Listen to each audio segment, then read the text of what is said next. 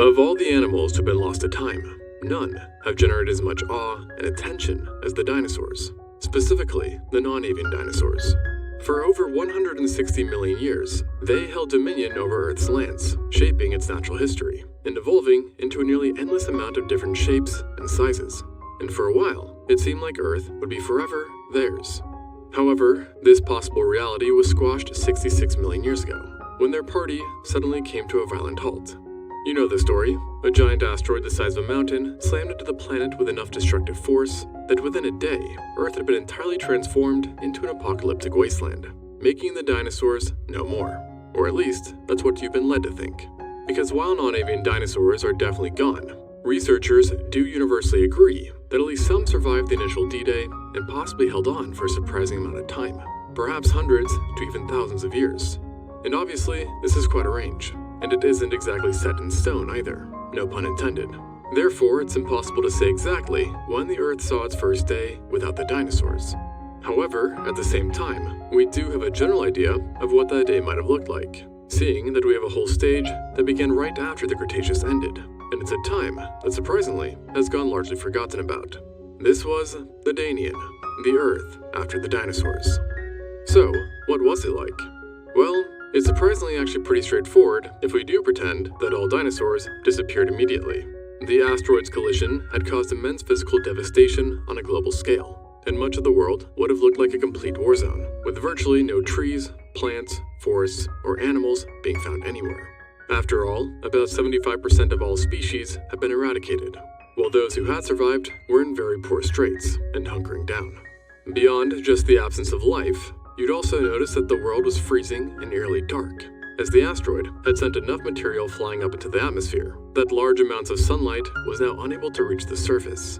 And for 3 years, you could expect perpetual darkness akin to a moonlit sky. During this time, you'd also see fungi slowly overtaking the lands, as fungus usually thrives in the wake of mass death, and have the added benefit of not requiring sunlight, with the fossil record reflecting this through a thin line wherein fungus was extremely common. However, this apocalyptic Earth likely isn't the best representation of the world immediately after the dinosaurs, since as I mentioned, they probably lingered on for a bit. And these nightmarish conditions also did not last that long, with the world recovering surprisingly fast, with life even returning to the crater site within just a few years. Therefore, in order to see what Earth was truly like following the dinosaurs' reign, it's best to skip through this brief, yet no doubt hellish phase, and instead revisit the world once things settled down and was once again a bit lively, albeit a bit less dinosaur-y. At this point, the Danians still wouldn't have looked too different from the final days of the Cretaceous, at least from space, seeing that most of Earth's landmasses were pretty much where they had been beforehand, and despite a few differences, any map would strongly resemble the world as we see it today. In addition to geography, the climate hadn't changed much from the Cretaceous period either, with the temperature being warmer than present on average, while most areas were more humid as well, resulting in many environments sporting subtropical ecosystems. But beyond these similarities, the Earth could not have been farther from what it had been, and the first large change you'd probably observe was the landscape itself. To be exact, the trees that now stood. During the final days of the Cretaceous, conifers, ferns, monocots, redwoods, ginkgos, and angiosperms were among the most dominant tree types, and large expansive forests with dense canopies covered much of the land, providing ample coverage to varying life, and supplying an abundance of vegetation for the giant herbivorous dinosaurs. Yet in this new day and age, forests were a bit less rich than before, and much less diverse, with many of the previously dominant groups having been almost completely wiped out, especially ferns and monocots. And there was pretty much only one group that even benefited from the asteroid, and that was conifers, as the genus Classopalus in particular became strikingly abundant, while Buprea was fairly prevalent as well. And these couple of trees and plants are ultimately what made up much of the vegetation, leading to extremely homogeneous forests, no matter where you traveled. Now, this would change a bit as the Danian developed, with flowering plants slowly overtaking all else, a trend we see reflected today. But the lack of diversity would remain a theme in forests for a far longer time. And when exploring these new forests, you'd probably soon come to another observation beyond diversity, one that was much more ominous, and that's how quiet it was. Not so long ago, these areas would have been full of the roars and bellows of giant dinosaurs, pterosaurs, and so on. Yet now, nothing, or at least almost nothing, for life was still present, just on a much smaller scale, literally. as the Danian stage was home to animals much smaller than before, and even the mammals, who were now in charge, weren't even close to reaching modern sizes, meaning you could pretty much walk around without having to worry about getting snatched up, which is quite the shift from the Cretaceous. But, that being said, not all of the legacy of the Cretaceous have been erased just quite yet, as the Danian formation tells us that specific animals from the dinosaurs' age had survived into this new planet, representing the last pieces of a lost world. Some of these survivors even became among the largest creatures of the time, and were funnily enough, not usually mammals, but ironically, reptiles once again. Namely, it was the crocodilomorphs who were living it up, having fared quite well during the collision, largely thanks to their physical design, as well as lower energy requirements in chosen environments, which typically were sheltered. And as a result, they could be found worldwide, and in many cases, were likely apex predators, being represented by the genera such as the Botosaurus, Hyposaurus, Thoracosaurus, Champsosaurus, and Borealisuchus, the latter of which are two crocodilians who literally lived alongside the legends, having both been residents of Hell Creek. These crocodilians together would have held very diverse diets, and they were a bit sizey, sometimes measuring over 3 meters or 10 feet long, which was rather big back then. And Borealisuchus could be even bigger, growing to lengths of 4.5 meters or 15 feet long. Now, most of these crocodilians ended up inhabiting shallow semi-aquatic ecosystems, but a few others ended up choosing land instead, like their coexisting cousins, the Sebecidae, a fully terrestrial group that had also endured through the asteroid, and were now represented by the Zolmasuchus, a Bolivian genus who was a bit small, but still likely had a rather nasty bite. And with the dinosaurs no longer bullying his kind, his descendants, especially the Barinasuchus, would actually become just about the largest terrestrial carnivores since the T-Rex. Talk about a glow-up. And along with the Crocies, another group of reptiles that found themselves doing well, to the misfortune of some of us today, were snakes. And they survived for very similar reasons to their distant relatives. And honestly, they should have even thanked the asteroid, because while a few groups were wiped out, the lack of competitors going forth led to a massive burst in serpent diversity, and leading to a new status quo that has lasted, with the main change being that boas became quite common, and were relatively big compared to other Danian life, and could even, like crocs, sometimes measure over 3 meters or 10 feet long. Another shift you would have noticed, which again occurred in the reptile department, was that both iguanas and monster lizards had become predominant animals in various ecosystems, with the latter even joining the ranks of top predators, likely rivaling the size seen today in modern ones. And the reptiles seemed to keep on winning, because there was actually one more group that had all 3 of the other groups beat when it came to thriving, and were even a short-time ruler of the Earth after dinosaurs, and that was turtles. Now, they're not the most intimidating creatures out there, but turtles are hella tough, and I'm not just talking about their shells, with them having both an adaptable diet and a slow metabolism. In fact, when it came to surviving the space rock, they did just about the best of any group period, better than even mammals, with researchers estimating that 80% of Cretaceous turtles made it into the Cenozoic. And just to put that into perspective, can you guess how many mammals made it? A measly 7%. Thus, for a long time, turtles were killing it, being abundant, diverse, and everywhere. The only drawback to this was because turtles are typically the gentle type, well, at least to some animals, their high prevalence also resulted in them becoming a huge prey source, with fossils showing that crocodilians especially love to prey on our shelled friends. So, it seems like Earth immediately after dinosaurs was more reptilian than you would expect from the so-called beginning of the age of mammals. Yet don't get it twisted, because there was much more mammals than before, and they were far bigger, for the very first time reaching sizes larger than a sheep. But for the most part, they remained fun-sized, and were even a bit adorable, with some new faces, including the Polydopomorphia, an extinct order of Metatherians closely related to extant marsupials, who had actually been one of the most successful group of mammals in the Cretaceous, with a particularly prominent family during this time being the Hyopsodontidae. They fell under the Panparasodactyla clade, making them more related to zebras than to rodents, despite their appearance, and generally ranged in size from a small rat to a raccoon, and were likely generalistic eaters that would nip on just about anything that was small enough. But unfortunately, they too are now extinct. Besides them, marsupials were now on the prowl as well, in numbers far larger than before, with the Microbiopteria family especially having been prevalent in the Danian. Yet, as cute as these guys were, they aren't exactly all that interesting, and frankly, none of them really were. But I will say, mammals as a whole were testing the boundaries, expanding and experimenting, And in these early days, you could have actually caught a glimpse of possibly the first mammals to ever be apex predators, and who were also the largest mammals up until this point, the Mesonychians. They were a primarily carnivorous or omnivorous group of animals that, in whichever case, ate a lot of meat reflected by isotopic analysis. They appeared on Earth almost right after the end of the Cretaceous, becoming the first fully terrestrial mammal group to really take advantage of the disappearance of large theropods. And while they are often reconstructed as having superficially looked a lot like wolves, if you ever saw them in life, you'd probably make no connection between the two, as most paleontologists assert that they didn't resemble any living creature, generally being described as sporting large heads with powerful jaw muscles, having relatively long necks, and large robust bodies with stocky limbs that did allow them to run, but not very gracefully. And if they were chasing you, you would have noticed that they bounded more like a rhino than a lion. And this kind of makes sense, seeing that they were actually more related to rhinos as well, being ungulates after all, not carnivorans. And during their existence, Mesonychians greatly ranged in size, and one of the most successful of the bunch would have been the Dissicus, a coyote-sized member who seemed to play the role of a fox or small canid, just on a bigger scale, being actually amongst the larger animals in its homeland, which consisted of North America, Europe, and Asia. And while it was a bit clunky in the running department, it did actually possess additional adaptations for locomotion.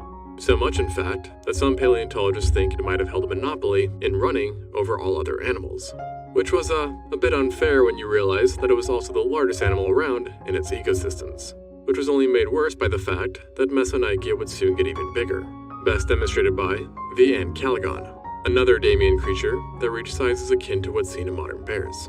However, in my humble opinion, they were a bit more scary than bears, and for a reason which you think would make them safer, and that's blunt teeth. Now obviously blunt knives typically are safer than sharp ones, but Ancalagon reversed this, as at the end of the day, it still had to eat, and it ate meat, and thus it evolved an extremely strong bite, basically erasing the need for sharp teeth, as it would kill animals by biting so ridiculously hard and then just ripping the meat straight off of it. So not a good way to go. And ultimately, the Mesonychids would develop many ways to kill in the early days of their dominance, with some showing teeth similar to what's seen in bone-crushing hyenas, while others had those more similar to what's seen in pigs. It was all about the variety. Now, these were the biggest mammalian carnivores, but they were also joined by the smaller, but equally interesting, Hyenodonta, which are not to be confused with real hyenas. This was a family of hypercarnivorous placental mammals belonging to the Ferae mirror order, which basically means they're related to modern-day carnivorans and pangolins, as opposed to ungulates like the Mesonychians. And these guys might have actually appeared during the late Cretaceous, when the dinosaurs were still around, but they only really started to diversify in the Danian. And similar to Mesonychids, they too had relatively large skulls, yet differed in that they sported slender jaws and slim bodies. And as mentioned, they were smaller too, with Danian hyenodonts typically being no larger than a medium-sized dog. However, while size was not on their side, they did have the advantage of superior smell, allowing them to become expert trackers, and their teeth were much sharper, designed for shearing over crushing. And ultimately their design would come to haunt the Mesonychids, for while they ruled the Danian, the hyenodonts would eventually take over, becoming the most important terrestrial predators during the Oligocene, and reaching sizes greater than a polar bear. But for now, they stayed small. And if you were a carnivore, being small was apparently a strict memo back then, as other carnivorous groups you might have seen included the Viverrividae, Myosidae, and Semolesta, who were also in some cases omnivores and herbivores too. So between these hunters and the smaller herbivores that stalked the lands, you basically have your answer on what replaced the non-avian dinosaurs. But what about the pterosaurs? I mean, after all, they did dominate Earth for millions of years too, holding absolute domain over the skies. Which begs the question, who replaced them? Well, in the beginning, not too much, with insects frankly being the ones in charge. But even they hadn't fully recovered at this point, which is great news for any of our time travelers who hate creepy crawlies. But even better news for them would be that out of the groups which remained, one of the most prevalent were butterflies. A pleasant change for once.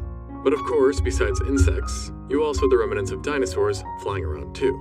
Birds. However, like insects, they were herding. And contrary to popular opinion, only a small handful of them made it past the Cretaceous. And though today they are without a doubt the rulers of the sky, they had not reached this point during the Danian, with their full recovery taking an additional 15 million years. But you know what doesn't take millions of years? Tapping that like and subscribe button. It goes a long way in helping out. But overall, in the end, the lands of Earth weren't the most exciting after the dinosaurs, but it was made up for a bit by what was unfolding underwater. Just like the land with its non-avian dinosaurs, the oceans and seas had lost their undisputed rulers as well, namely large marine reptiles like mosasaurs and plesiosaurs. However, in their absence, a new group arose, and once again, I may add, who also survived remarkably untouched, and aren't exactly more comforting than having marine reptiles swimming about. And of course, I'm talking about sharks. Lots of them, in fact. Of the 28 shark families known during the final days of the Mesozoic, just 3 went extinct, leaving 25 groups still swimming in the Danube. And they weren't exactly small or timid either, as among the numerous genera, you would find the largest predator alive on Earth during this time. It was also a great reason to never swim. The Otodus, meaning ear-shaped tooth. This was a genus of mackerel shark, just like great whites, that is believed to have descended directly from the shark Cretaceous-Paleogene. And with the absence of giant mosasaurs, Otodus was able to quickly swell in size. And less than 1 million years after the Cretaceous, there was not 1, but 2 species of Otodus meandering around, that already matched the size of large great whites, allowing them to basically eat anything they desired, which was typically sea turtles and fish. And then, on top of these big guys, there is also the chance that a 3rd species was on the scene too, the Obliquus, which if the case, was a very, very bad omen, for this species was even bigger, sometimes hitting 9 meters or 30 feet long. And while the Otodus species were unchallenged when it came to size, they definitely weren't the only sharks taking full advantage of this emptier world, being joined by some genera that have even made it to today, like the Lamna and Nebrius. And besides sharks, there was also many other groups that were popping off, including sea turtles like I mentioned, eels, with them heavily diversifying at this time, and then while not marine per se, it was also now that Earth saw the rise of the Anguillidae, a family of ray-finned fish which contain freshwater eels, not to be confused with their marine counterparts. But for those unagi lovers out there, best be thankful for that space rock.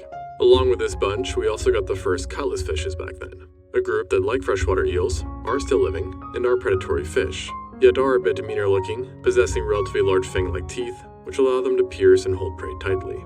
And in the end, they weren't the only strange fish to have popped up in the early Cenozoic, as one of the strangest actually happened to appear right around the impact crater not long after its formation. And calling it weird is putting it lightly. Perhaps it got mixed up with some of that good old meteorite dust. This was the Colostomus.